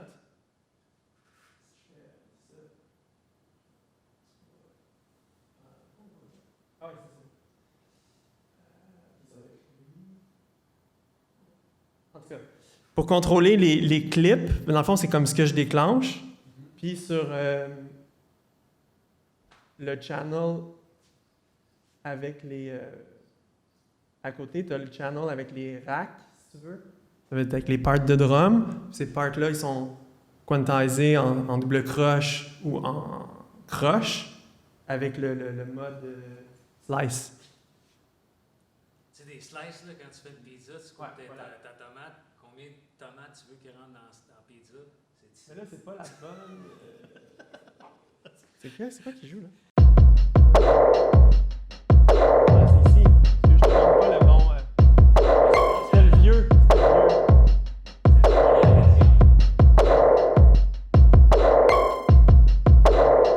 Fait que c'est à ça que ça ressemble. T'as un channel, c'est juste du MIDI, c'est pour envoyer les notes ici. Puis ça gère les slices dans le sample. Là, si je rejoue, ben, il me remonte plus, là. Je peux rejouer ces slices-là, dans le fond, en changeant les notes. Mon reverser, c'est juste que j'ai la même chose sur un autre channel. Okay. Ici, c'est la même chose, mais toutes mes samplers sont à l'envers. Okay. Quand tu pèses là-dessus, tu switches à l'autre. Ça switch de channel, tu vois. Okay. Ça fait juste... Ça switch mon channel de MIDI puis mon channel de... Oui, l'autre bord. Ouais, voilà. Puis ça en va sur ceux qui sont reverse. Fait que tu sais, t'en as un rack en avant, puis l'autre, c'est reverse. Fait que quand il pèse sur le piton, il envoie son MIDI dans l'autre rack. Exact. Là, il joue le reverse. Ben non, mais en fait, j'ai un autre channel MIDI puis un autre... Ouais, c'est ça. Puis en fait, il y a un aspect esthétique à ça aussi, c'est que j'aurais pu juste mettre l'audio en MIDI, mais c'est poche si tu vois comme deux... c'est comme ça, c'est tout le temps, les boutons, ils vont tout le temps de la... Puis moi aussi, pour moi, pour me repérer dans la séquence, ils vont tout le temps de la même... En fait, ce que j'aurais aimé, c'est pouvoir, quand ça va en reverse, en l'envers, mais ça marche pas parce que tu continues de voir l'autre. Exact. Parce que tu as deux notes en même temps. d'en avoir deux, finalement. Ouais, c'est ça, exactement. OK, c'est cool. Est-ce qu'il y en a d'autres qui ont d'autres questions avant qu'on conclue? Non, ça va, c'était pas pire. Nice. Oui? Ah! Salut Camille. Salut. Il se peut que tu n'aies pas de réponse à ma question. C'est enveloppe, mais je me demandais... Tu veux-tu venir au micro peut-être parce qu'on t'entende comme ça? Ah, ok, grosse Excuse-moi. Viens poser ta question dont j'en ai pas la réponse. Non, mais parce qu'elle est un petit peu large, mais je me demandais, est-ce qu'il y a quel... Oula! Est-ce que... Oui. Merci beaucoup. Est-ce qu'il y a quelque chose que tu utilises presque systématiquement ou régulièrement, que ce soit un plugin, un effet ou un petit tips, quelque chose comme ça, Ouais. dans tes tunes, Ouais. que tu aimerais nous partager? OK, que j'utilise. Bonne question. Ben, tu nous as déjà dit que tu abusais du autopan. Exact, ça c'est vrai. Ouais, mais t'as raison, t'as bien écouté, bravo. 10 points, Richard. Ouais, c'est vrai que j'aime beaucoup le stéréo. Ouais. Fait que placer des choses à droite, à gauche, ouais, beaucoup. L'autopan, ouais, j'en utilise beaucoup pour. OK. Puis tu mets l'enveloppe aussi, puis tu changes la rotation, puis l'angle de rotation et tout, puis des fois, il s'en va, il revient. OK. Ça, c'est bien cool. Sinon, l'autre chose que j'ai parlé tantôt, puis c'est vrai aussi que j'ai toujours tendance à essayer ça, c'est dupliquer la track, puis je joue en repitch, juste doubler ou quadrupler la vitesse, OK. dans le fond. Le mettre 4 fois plus lent, ou 2 fois plus lent, ou 2 fois plus vite. Puis aussi jouer avec les EQ, fait que si ça a une part qui est plus de bass, je vais couper les highs de ça, ou si je pitch plus vers le haut, je vais juste garder les highs de ça, puis peut-être mettre de la distorsion là-dessus, puis dans un reverb, whatever, mais faire quelque chose de... Ben, il y a une tune que... en fait... oui. Il y a une tune que j'ai dans mon live set, et que j'ai composé comme ça. Puis, dans le fond, c'est vraiment juste ça. Ça s'appelle Space. En gros, on a une partie de basse. Puis c'est tout le même sample. Et après, il y a une partie médium. Sauf que j'ai coupé le sample en deux. Il y en a que j'ai doublé j'ai quadruplé, j'ai 4 fois plus lent, 2 fois plus lent, 2 fois plus vite. Puis le normal aussi.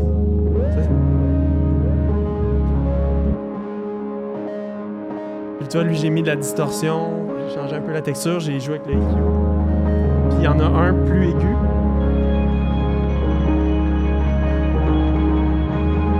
C'est comme tous les mêmes loops ça crée différents rythmes, mais c'est tout le temps en accord parce que c'est le même matériel sonore. Fait que cette pièce-là a été... Puis après ça, j'ai ajouté les drums et tout. Puis j'ai aussi créé un truc que je peux jouer.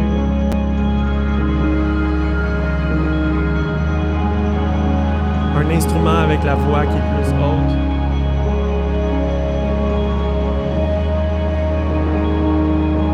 Voilà. Fait que c'est pas un plugin ni un truc, mais c'est une technique en tout cas que définitivement... Pour du sound design, j'utilise ça souvent. Puis ça vient juste de faire des trucs au tape aussi. Ouais. Tu prends ton Tascam, puis tu pitch down, puis ça va chercher différents grains dans le son. Puis je trouve ça vraiment intéressant. Et l'autre chose, en fait, puis j'en ai parlé aujourd'hui, c'est vraiment réutiliser du matériel que vous avez déjà aussi. Quand j'ai composé Echoes from Afar, le EP, je travaillais dans un live set, puis j'avais tout le temps mes clips. Puis souvent, quand je commençais une nouvelle idée, j'avais encore les channels de la vieille idée. Puis des fois, il y avait peut-être un field recording ou un audio ou quelque chose que je n'avais pas utilisé. Là, je le ramenais. Là, finalement, ça m'amenait ailleurs, mais c'était un point de départ. Fait que... Puis, ouais, c'est ça. Fait que réutiliser... T'écris une tune ambiante, amène ça, coupe ça une moitié, puis mets un beat de drum là-dessus, puis finalement, ou vers à l'envers. Puis là, finalement, t'as peut-être une nouvelle tune avec... C'est le même... La source, en tout cas, c'est la même chose que ce que tu avais utilisé. Fait que réutiliser comme beaucoup de ce que tu fais, dans le fond, pour t'amener ailleurs. C'est comme t'auto-samplé, finalement. Ah, exactement. C'est ça. Je sais pas si ça... Ouais, ça répond à ta question. parfaitement à ma question. Cool. Peut-être qu'on va en rajouter une couche. Tiens, je sais qu'il ne l'utilise pas parce qu'il ne sait pas, mais là, je vais vous en parler. Il y a un plugin. Vous cherchez un plugin intéressant, puis parce que tu as mentionné la stéréo. Ouais. T'aimes ça, jouer la stéréo, autopan, tout ça. Bon, il y a un plugin qui vient de sortir. Il coûte 21$ en ce moment. Il est en rabais. Il va redevenir à 129,99$. Donc, c'est un bon temps pour aller l'acheter. Il n'est pas cher. C'est vraiment capoté. Ça s'appelle... c'est fait par Typewriter Audio. C'est X Dynamic Imager. Et c'est très cool qu'est-ce que vous pouvez faire avec ça, parce OK. Il y a plein de modules, de sections. Alors, c'est vraiment pour faire bouger ta stéréo. Ah, nice. Ta toune. OK. Ah, c'est capoté. Alors, tu peux le mettre sur ton stéréo channel, mais aussi tu peux le mettre tu sais, sur n'importe quel son. Alors, amusez-vous. Ça, c'est un plugin qui vient de sortir récemment, puis j'ai essayé ça. C'est trippant. Peut-être pour faire une boucle, mais Hein? j'ai... Oui, je partagerai le lien. En termes de Alors, plugins, par exemple, je dois dire que depuis que Ableton 10 est arrivé, Echo, je l'utilise énormément. Il est cool, hein? Il est vraiment cool. Ben oui, tu peux Puis même pour du sound design, il y a le engine de noise dedans, Ben le oui. wobble et tout. Tu peux vraiment créer... Il y a plein de choses que j'ai créées juste en gossant à l'extrême, en envoyant le reverb dans le feedback et tout. Ça fait des sons vraiment weird. Puis tu resamples ça, puis tu peux te créer des Ah oui, patchs le fun. Puis, Fait que Echo, j'en abuse aussi. L'Autopan et Echo... parce que ce qui est cool de Echo, c'est que, tu sais, dans le fond, il y a de la stéréo dans Echo, hein, ben, right? ouais, exact. Puis en même temps, vu que tu peux fucker la vitesse du tape machine, là, tu sais, Ouais, qu'il y a derrière exact. ça, là, ça... Ah, le LFO sur le... Tu reviens avec ton ouais, c'est trip hot. de ralentir tes Exact. actes, c'est Ouais. faire des sons un peu particuliers, puis qui sont un peu délavés, tu sais, avec Ouais. une espèce d'esthétique capotée. Oui, ça, Echo, il est formidable pour ça. Bon, là, je vais te dire juste un dernier point, parce que tantôt, quand on a parlé, c'est lui là, qui a évoqué la fameuse question, parce qu'il observait. D'abord, c'est les compresseurs de 8 et non pas 9 là, qui ont ces pitons-là. Tu sais, j'ai dit que c'était 9, là, mais dans le fond, je t'ai mélangé dans ma tête. En réalité, 9, il y avait le glue compressor dès cette version-là, et le compresseur, il n'y avait plus ces pitons-là. Puis qu'est-ce que c'était? C'est que FF1, FF2, c'est pour feed forward, c'est des modèles de compresseurs, comme je vous ai dit, puis ils ont des vitesses différentes. FF1 est un petit peu plus rapide, FF2 un petit peu moins. Puis là, FB, ça c'est forward. C'est un autre type de modèle, puis c'est vache. Donc, essentiellement, avec celui-là, tu étais capable d'aller faire un glue, mais bon, c'était surtout pas précis. C'est ça. C'est ça, et voilà. Fait que, oui, tu sais, c'est le fun de peut-être le garder parce qu'il y a un son qui est pas pareil que les autres. Puis là, c'est d'apprendre, tu sais, c'est comme le peintre avec ses pinceaux. Tu apprends la différence entre le compressor 8, 9 puis 10, puis là, tu choisis celui-là qui te plaît. Mais si tu as délité toute ta 8, ben là... tu demandes à un chum de t'envoyer un... Il y en a sur le net, je l'ai trouvé en quelque Il y part. en a, c'est clair. Fait que, OK, ben c'est cool. Moi, j'ai plus rien à dire à ce moment-là. Peux-tu faire ma petite plug quand même? Oui, s'il te plaît. Oui, OK. Plaque-toi. Non, ben, sortir d'ici, c'est compliqué. Mais si jamais vous êtes intéressé et vous aimez la musique, j'ai des cassettes, des produits physiques. Ouais, j'ai des cassettes. Écoute, c'est comme ça que ça marche. C'est old school, c'est lo-fi. J'ai des cassettes, sinon tout est sur Bandcamp, la musique. Suivez Vignew si ça vous tente. Puis aussi, j'utilise quand même beaucoup Instagram et YouTube comme un genre de sketchpad, si on veut. Dans le fond, dès que je travaille des trucs dans ma semaine de musique, je les enregistre en vidéo, puis je mets ça sur le net. Fait que beaucoup de la musique qui finit par être sur mon album, c'est toute partie de petites idées que je mets déjà sur le web. Fait que si ça vous tente de regarder ça, ça peut être sympathique. Sinon, si ça vous tente d'encourager, il y a ça. Puis aussi, je fais un show le 25 juin à la Casa del Popolo avec Ilang, Nico Rosenberg et MCA d'Islande. Elle vient d'Islande. Super. Ça va être vraiment le fun. Et je risque de faire un show hardware. Bizarrement, ça va être la première fois que je fais ça, genre Digitact et OP1. Cool. À moins que je choke. Mais bon, je l'ai dit publiquement. Puis sinon, j'ai un show, c'est le 18 juillet pour Mutech au Marché des Possibles. Mutech fois Marché des Possibles. Le 12 juillet. Ça t'arrive quand même de jouer du jazz encore? Et je joue du jazz encore, mais j'ai pas de gig prochainement. Mais OK. Bon, on va suivez quand même ça. surveiller qu'est-ce qui se passe Absolument. à ce niveau-là. Là. il va y avoir un nouvel album de Parkex aussi. Là, moi, en j'aimerais 2020. ça, faire une gig avec X-Trio puis le plugin X-Wide, là, ça serait cool. Ça serait hot. Hey, sur ça, je vous remercie beaucoup d'avoir été avec nous. Ah, il y a une question? Ah ben là, viens-t'en, mon ami. Est-ce que c'est toi qui mixes tes tracks? Oui, pour l'instant, c'est moi qui mixe toutes mes tracks, puis j'ai masterisé mon album aussi. J'ai aucune formation en ingénieur de son ou officiel. Là. Je veux dire, j'ai vraiment appris par moi-même en regardant des tutoriels sur YouTube, puis en utilisant mes oreilles, puis des reference tracks, puis... Fait que c'est ça. Tu sais, j'imagine que vous autres aussi, là, vous faites votre musique, vous n'avez pas beaucoup d'argent pour payer un ingénieur de mix ou de mastering, je vous encourage à investiguer ça. Moi, c'est vraiment pour ça que je le fais. C'est juste que j'ai pas vraiment les sous pour. Puis, je sais pas, ça me fait juste me forcer à en apprendre plus là-dessus. Après ça, clairement, je suis pas le meilleur ingénieur. J'ai pas comme... Mais ça sonne comme moi, puis ça sonne comme assez bien pour que moi, je sois content de le sortir, puis là, je le sors. Mais il faut que j'évolue. Il faut que j'apprenne encore. La question, c'était les gens qui produisent de la musique électronique, ils sont généralement c'est eux qui produisent et mixent leur musique. Est-ce que justement tu restes pas focalisé sur ta production au moment du mix, c'est-à-dire que tu restes focalisé sur les éléments et la technique que tu as utilisée sur les éléments. Ouais. C'est sûr que je mixe au fur et à mesure aussi que je produis parce que je cherche des sons précis. Donc, il y a plein de... Mais je parle au moment où je me dis, cette pièce-là, c'est sûr que sur le EP, quoi que ce soit, je vais faire des sections où je fais juste penser au mix. Puis comme je vous ai montré tantôt, le premier mix que j'ai fait, je me disais, oui, je vais mixer. Puis là, je me suis rendu compte, non, ça marche pas. Au bout du compte, pour que mon mix sonne bien, il me manquait des parts à certains endroits. Puis c'est ça que ça prenait. Puis après ça, là, j'ai vraiment juste mixé et tout. Mais, tu sais, bounce tout en audio, c'est une bonne manière de faire soit freeze ou... Puis maintenant, comme même ça, c'est une vieille, quand même une session qui date d'il y a un bout de temps, puis je le faisais pas systématiquement. Maintenant, je le fais plus systématiquement. Quand je vais mixer, là, j'ai juste l'audio, puis j'écoute les fréquences, j'essaie d'ajuster, puis voilà.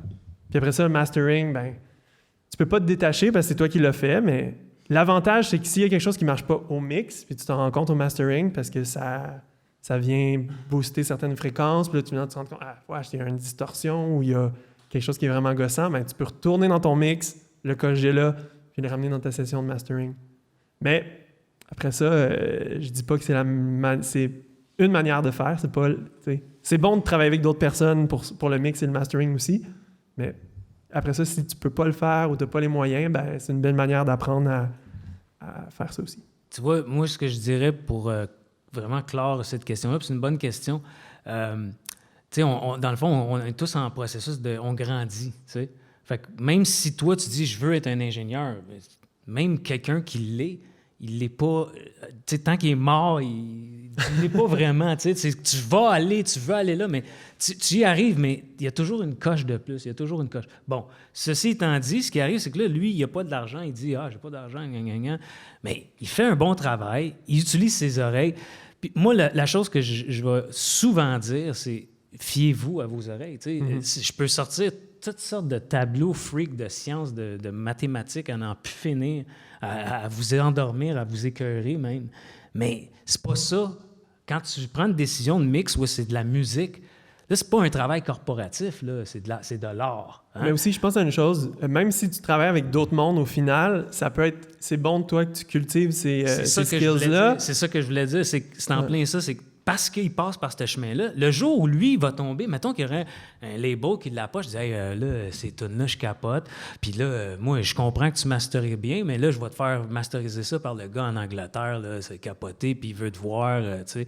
Ah, fait que là, tu vis une autre expérience, tu rencontres un top engineer, toi, tu sais ce que tu étais, puis là, tu travailles avec, puis là tu viens d'en apprendre encore plus, tu sais. Puis lui, il vient de peaufiner un bel album. Ça veut dire qu'après ça, peut-être que tu vas retourner le voir, mais ça se peut aussi que le prochain coup, tu vas te rasseyer. Mais dans le fond, c'est que tu vois, c'est des gens qui grandissent ensemble. Puis à un moment donné, il y en a un qui a quelque chose d'autre à t'offrir parce que lui, il a plus fait ça. Il a fait juste ça. Tu sais, parce que ta question, c'était un peu ça. Dans le temps, dans les années 60, tu sais, tout le monde, on n'avait pas tous 24 chapeaux, là, tu sais, parce qu'il y avait des budgets. Les labels, ils étaient prêts à mettre des milliers de dollars. Fait que là, il peut y avoir un gars qui « Hey, c'est quoi qui te manque? Mon délai ne marche pas, je ne l'aime pas. Hey, j'en ai inventé un nouveau, check ça, tu sais. Qu'est-ce que tu fais là, toi? Ben, je suis l'ingénieur, tata, là, tu sais. J'ai été engagé. » Puis c'est comme ça que les outils ils ont été développés. Puis à cette heure, sont tous émulés dans nos logiciels. Alors, quand tu fais le tour de l'histoire de la musique, tu vas apprendre, mais tu ne peux pas tout englober. Puis après ça, tu as tes expériences personnelles à développer dans tes oreilles. Alors, l'idée, c'est plus, tu le fais de manière consciencieuse, circonspect, puis il y a toujours quelque chose qui va arriver. Ouais. Fait que tu grandis, puis ça va juste marcher tout le temps. Tu sais. Aussi, si quelqu'un te demande « Hey, demain matin, j'ai besoin peux-tu me faire ça? » Ben, tu peux envoyer une version qui est mixée, masterisée. Et voilà. puis tu peux le faire toi-même. T'as pas besoin de l'envoyer aussi à un ingénieur de mastering. Puis, c'est pas grave. Mais voilà, tu sais, c'est juste, tu peux... Au moins, puis si tu l'envoies à un ingénieur de mastering, tu as assez de connaissances pour peut-être lui dire ce que tu veux, ce que tu cherches et tout. Fait que c'est vraiment... Exactement. Tout à fait. Moi, ma question était plus comment toi tu fais justement pour ne pas être influencé parce que tu as fait. Parce que j'ai fait. Je pense que forcément, si je fais tout seul, je vais être influencé par ce que j'ai fait. Malheureusement. Fait que... c'est juste... Non, mais je vais être comme, tu sais... Ouais. Ah oui, mais on n'a pas checké la session de mix final, mais en haut, j'ai reference track. Puis là, j'avais toutes mes reference tracks du moment. Non, même pas, parce que j'avais même... Parce que je l'écoutais juste en streaming. Fait que j'avais pas l'audio. Mais j'avais genre Bonobo, j'avais du Alex Banks, j'avais Fortet, j'avais... Puis après, tu sais, comme ton kick, est-ce que mon kick est assez fort? Est-ce que mon sub est assez fort? Ben, tu compares, puis... OK, est-ce que telle affaire, ça paraît bien? Est-ce que le... Puis après, ben, tu sais, c'est ça, t'essayes de t'en rapprocher le plus possible. Puis à un moment donné, ben, il faut aussi juste que ta tune te plaise. Ben, c'est pour ça que je veux dire, au bout du compte, faut juste qu'elle te plaise à toi, puis t'essayes d'écouter dans plusieurs systèmes, de dire, OK, est-ce que ça s'écoute maintenant? Est-ce que je suis content de ça? Oui, OK, ben là, je le sors. Moi, j'abonde dans ce sens-là. Je vous encourage à faire la même démarche, de ne pas attendre. On vit des vies super tumultueuses. C'est dur même de faire des sous en ce moment. Les loyers sont chers, tout ça. Fait qu'on n'a pas tant de temps. Fait que t'es mieux de plonger. T'en apprends le plus que tu peux. Puis les bouts que tu peux pas, ben là, t'essaies de trouver des gens autour puis de te faire grandir. Ça devient des tuteurs autour de toi. Tu sais, comme une plante, tu mets un bout de bois puis à un moment donné, elle pousse. C'est à peu près ça. Alors sur ça, mes chers amis, ça m'a fait vraiment plaisir. Merci beaucoup d'avoir été là. Merci d'avoir été là. Vraiment gentil. Je peux pas vous dire ça va être qui l'artiste du mois de juillet puisqu'il s'est désisté à la dernière minute. C'est possible que ce soit moi, c'est possible que ce soit quelqu'un d'autre. Ça se peut que ce soit quelqu'un qui enseigne ici. On verra. Ça sera donc une surprise, mais à suivre sur le groupe. Vous allez vous inscrire si vous n'êtes pas inscrit sur le groupe. Vous allez sur Facebook, il y a le groupe et la page. Et puis de là, vous allez toujours être renseigné. Et puis en plus, c'est là qu'on va aller publier le set de Vinou Vinou si vous voulez l'essayer, etc. C'est Montreal Ableton User Group.